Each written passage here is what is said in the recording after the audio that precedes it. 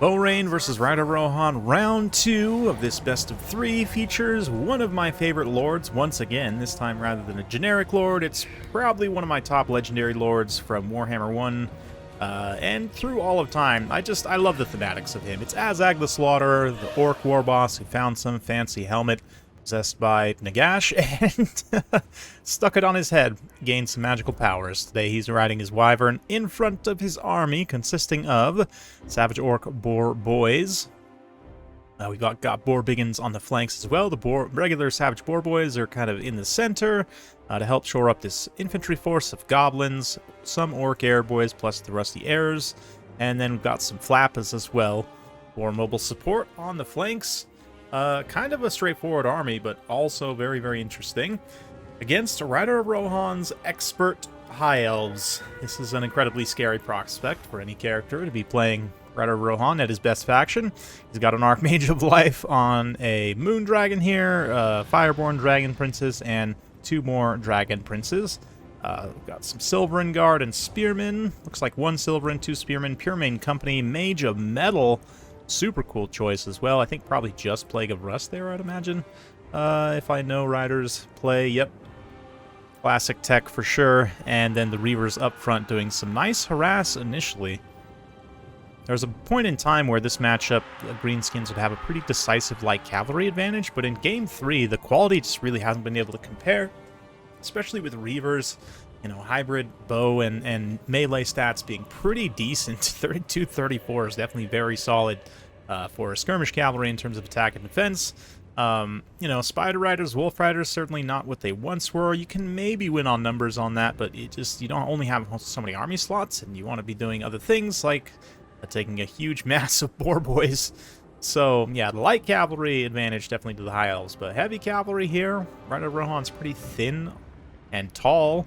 In terms of only having a handful of Dragon Princes versus, yeah, so much mobility for the Greenskins. But right now, Rider's doing something pretty smart, which is to try and, you know, isolate and get whatever engagements he can going here. Borain's sort of giving him somewhat of an engagement, you know, moving in with this force unsupported while the rest of his army is kind of standing idle to the side here. This does mean that the High Elves kind of get to fight on their terms. He does get a nice purple sun here in the back line, getting some solid damage on those Pure Main Company.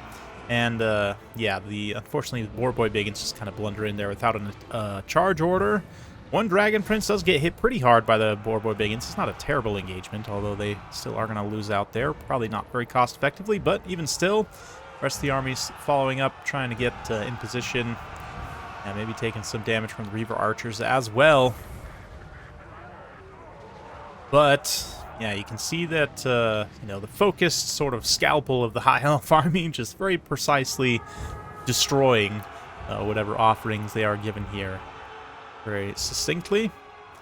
And it's a little bit of a problem for Borain. He definitely needed to bring the house, as I like to say. That is, you know, bring all of his units at the same time. Try and maybe go for like a full surround if possible. Certainly, Rider of Rohan's harass on point here, kind of just, you know, poking at different places, making sure he's not able to just stay comfortable. But Borain's doing something which he probably should do, which is to just take the victory objective here. It is, yeah, it is conquest after all. We do see a Wild Dwellers below. Pretty good AoE damage spell, even if it's not as common as it has been in certain patches in the past. It is going to absolutely nuke these Rusty Airs here, which is definitely a high priority target, if not the most high value target. And some breath attacks. Yeah, Rider of Rohan just says, you know, if you're going to sit back, I'm content to just take some skirmish value here with magic and dragon breaths, and skirmish cavalry, and just kind of, you know, kind of poke some different units here, use up ammo very efficiently.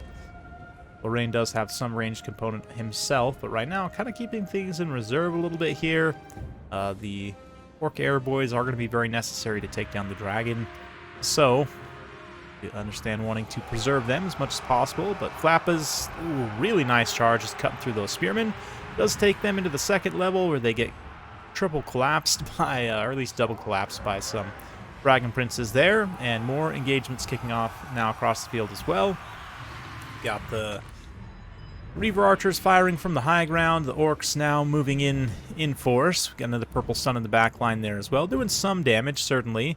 But these boar boy biggins again getting caught flat-footed without a charge order is a little bit painful for sure. But here, these orc air boys are at least going to get up and around in pressure. Azag drops down to get a quick tear out on this Silverin Guard. A nice sort of leadership break in order to get them off the field. Yeah, can be able to wrap them up and chase them with much cheaper units, just feast on value in that way. Wah being popped right now, also pretty critical time. It is going to help these goblins somewhat in their engagements against these spearmen. Orc boarboy biggins as well, kind of dead fighting a dragon prince here. They're still going to die to the rear charge of the Reaver archers. But still, Rider of Rohan seeing that Wah pop just kind of brings in some reinforcements at various points. Also disrupting this archer's play here with his own Reaver archers, using their hybrid utility to its best effect. Let's see here. Reaver archers, again, kind of both working in tandem to just really put these missile units in a pretzel here so that they can't support this frontline engagement where the Dragon Lady is going to come down and start to smash Azag. Wyverns are decent, but they can't stand the quality of a Moon Dragon, although Azag, plenty of reinforcements, brings in the Savage Orc Boar Boys. Ooh, we're going to see another Dwellers below, though.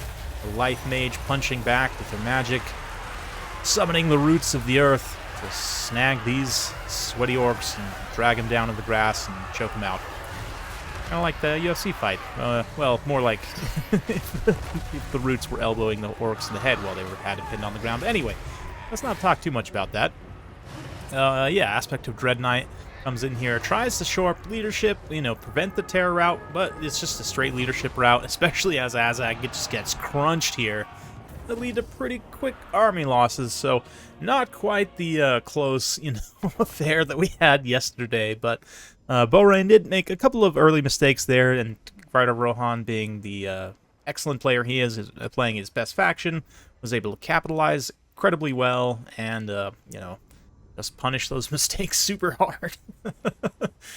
Yeah, I do appreciate this build from Rider Rohan quite a bit. It's probably something to have a lot of practice with, and the Dragon Princes in general were incredibly well executed, as were the Reaver Archers, all just getting great value and taking very minimal damage in the process.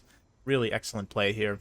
And, yeah, the Pure Main Company, the rest of the infantry, they do their job of dying, slowly, preferably, and getting some support value nonetheless, but yeah, Borain here, obviously just the mobility flank engagements needed to just pull that flank back rather than engage it, and then if he'd been able to bring everything all together, I do think his numbers and build would have definitely given Rider Rohan some problems. Like if you just match up, one of these Dragon Princes like 2 to 3 enemy mobility units with armor piercing, then you can have the goblins just kind of occupy front line. The dragon's going to be still a little bit tough to manage, and Azag's really going to be running most of the time, but yeah, that's something to consider. Maybe just I guess he did have heals to counteract Spirit Leech, right?